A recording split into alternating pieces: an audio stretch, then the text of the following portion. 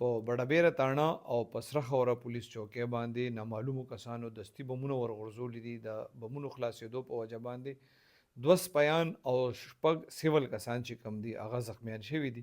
پیلنۍ واقع چې کم ده هغه د بډبیرې تاڼې باندې شوې ده. د پولیس وینا دا ده چې نامعلومو کسانو په بډبیرې تاڼې باندې هینډ ګرنیډ ورغورځولی دی.